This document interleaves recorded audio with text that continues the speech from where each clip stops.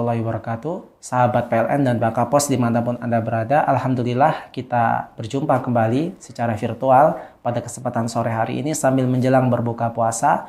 Kita ikuti acara Cahaya Ramadan. Kita bahas pada kesempatan hari ini tentang 10 malam yang terakhir di bulan Ramadan. Ini adalah puncaknya dari bulan Ramadan, yaitu kita ingin memperoleh kebaikan yang banyak ketika mencapai di 10 malam yang terakhir di bulan Ramadan.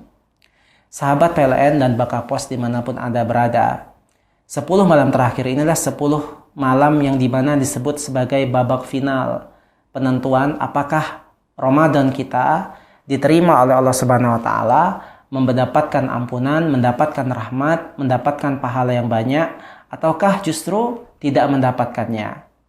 Oleh karena itulah para salafus soleh dahulu mereka sangat semangat beramal soleh di 10 malam yang terakhir. Jadi sebelum terakhir ini semakin bersemangat.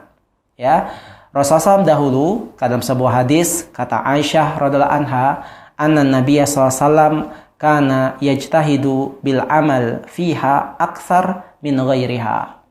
Nabi Muhammad SAW dahulu ketika masuk 10 malam yang terakhir bulan Ramadan, dia lebih semangat dalam melakukan amal dibandingkan di hari-hari sebelumnya.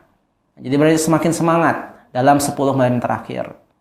Ya, maka para ikhwas sekalian, kalau kita lihat fenomena yang ada di antara kaum muslimin, justru mereka pada 10 malam terakhir ini kurang semangatnya, semakin berkurang semangatnya dalam ibadahnya, dalam baca Qur'annya, dalam sholat tarawehnya, padahal 10 malam terakhir adalah malam yang final, ya, di mana kita akan mendapatkan kebaikan dan sebagai penentuan apakah kita berhasil melewati bulan Ramadan yang mulia ini ataukah kita gagal.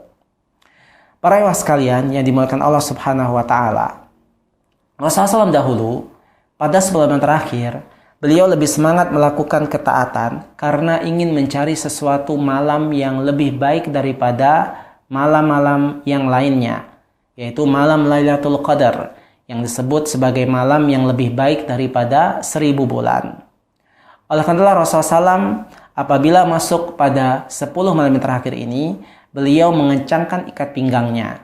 Apa maksudnya mengencangkan ikat pinggang? Beliau menjauhi istri-istrinya. Ya, beliau menjauhinya dan beliau membangunkan istri-istrinya, membangunkan keluarganya, ya, untuk menghidupkan malam di 10 malam yang terakhir. Jadi di 10 malam terakhir ini aktivitas kita lebih banyak di malam harinya melakukan ketaatan. Ya, karena di situ dalam rangka apa? Dalam rangka untuk mencari Lailatul Qadar, mencari malam yang mulia yang lebih baik daripada 1000 bulan. Ikhwan Fidin rahimani wa rahimakumullah. Pada malam 10 malam yang terakhir ini, ya, di antara keistimewaan dan kekhususan di malam ini, ya, Rasulullah SAW melakukan ibadah secara khusus yang disebut dengan iktikaf. Nah, inilah amalan yang sering dilakukan beliau di 10 malam terakhir, yaitu iktikaf dalam artian beliau berdiam diri di masjid jami' selama 10 malam yang terakhir. Tidak hanya 10 malam, tetapi siang juga beliau di masjid-masjid. Terutama saat itu beliau di Masjid Nabawi. Dan kita pun bisa melakukan hal tersebut. Kalau seandainya kita tidak bisa melakukannya full 10 hari, kita bisa mengambil beberapa hari yang kita mampu. Kalau memang kita tidak bisa mengambil beberapa hari yang kita mampu, minimal kita bisa mengambil tiap malamnya saja. Kita berusaha untuk beriktikaf di malam hari saja, sementara siang hari kita bekerja. Karena mungkin kita memiliki aktivitas di siang hari sehingga tidak memungkinkan untuk 10 malam terakhir full di masjid. Tetapi setidaknya kalau kita tidak bisa menggapai seluruhnya, jangan ditinggalkan semuanya. Kita bisa tetap beraktivitas, beribadah di malam hari saja. Sehabis sholat taraweh, kita di masjid Allah Subhanahu wa Ta'ala melakukan iktikaf, ya, beribadah di sana. Lalu kemudian di pagi harinya kita pergi bekerja.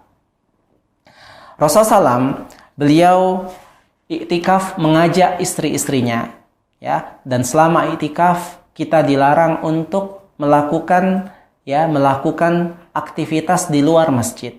Kita tahan diri kita kita hanya di masjid saja melakukan berbagai macam amalan. Amalan apa saja yang kita lakukan selama kita iktikaf? Amalan tersebut misalnya kita membaca Al-Quran, kemudian sholat tarawih tentunya, dan juga sholat malam, ya. Kemudian kita bisa memperbanyak doa di sana, ya. Kemudian kita bisa berzikir dan bisa melakukan aktivitas-aktivitas yang kita bisa lakukan dalam rangka mendekatkan diri kepada Allah Subhanahu wa Ta'ala. Selama kita beriktikaf, kita lupakan masalah duniawi. Kita fokus mendekatkan diri kepada Allah, fokus berdoa kepada Allah Subhanahu wa Ta'ala. Bagi yang memiliki hajat, memiliki kebutuhan, berdoalah di sana. Karena pada 10 malam terakhir itu kita diharapkan bisa mendapatkan Lailatul Qadar, di mana kalau kita bertemu dengan malam itu, Allah turunkan rahmat yang sangat besar dan juga Allah kabulkan permintaan kita seandainya kita memiliki hajat dan kebutuhan. Para sahabat Bangka Pos dan PLN dimanapun Anda berada, dan juga ya selama kita melakukan aktivitas iktikaf, kita tidak boleh melakukan hal-hal yang menjadikan iktikaf kita batal. Apa saja hal-hal yang bisa membuat iktikaf kita batal? Misalnya kita keluar dari masjid tanpa hajat. Kita katakan bahwasanya keluar dari masjid itu ada yang memiliki hajat. Misalnya seandainya masjid tersebut tidak menyediakan bahan makanan, tentu kita tidak bisa makan dan harus keluar untuk membelinya. Maka ini ada hajat.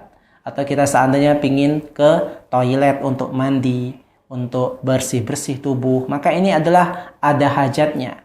Tetapi kalau seandainya tidak ada hajat, misalnya keluar dari masjid karena ingin misalnya keluar dari masjid karena ingin menjenguk orang yang sakit misalnya, atau melayat orang yang meninggal dunia, atau pergi ke kondangan, maka tidak diperbolehkan karena dia sudah berniat untuk menahan diri di masjid, dan kalau dia keluar maka batallah iktikafnya. Maka para sahabat Bangka Pos dan PLN dimanapun Anda berada, dari ini kita bisa mengambil kesimpulan bahwasanya seharusnya di 10 malam yang terakhir kita lebih semangat lagi dalam melakukan ketaatan dan ibadah. Cobalah ya kita pergi ke masjid, mencoba sensasinya beriktikaf. Bagaimana rasanya? Di antara masjid-masjid sekarang kaum muslimin menyediakan fasilitas iktikaf. Ya, sebagaimana saya ambil contoh misalnya, saya kurang tahu kalau masjid yang lain, tapi seperti masjid yang ada di Darul Ikhwan Pasar Pagi itu ada iktikafnya. Ya, kita tinggal pergi ke sana saja, sementara makan, sahur dan berbuka difasilitasi. Maka inilah nikmat dari Allah Subhanahu wa Ta'ala yang patut kita syukuri. Dan kita kalau seandainya tidak memiliki aktivitas, maka cobalah beriktikaf. Yang selama ini dia doanya kurang dikabulkan oleh Allah Subhanahu wa Ta'ala dengan berbagai macam usaha, maka cobalah ke masjid Allah Subhanahu wa Ta'ala melakukan iktikaf, beribadah kepadanya. Mudah-mudahan Allah tunaikan hajatnya. Ini saja mungkin yang Pak disampaikan pada kesempatan sore hari ini. Wassalamualaikum warahmatullahi wabarakatuh. Walhamdulillahi rabbil alamin.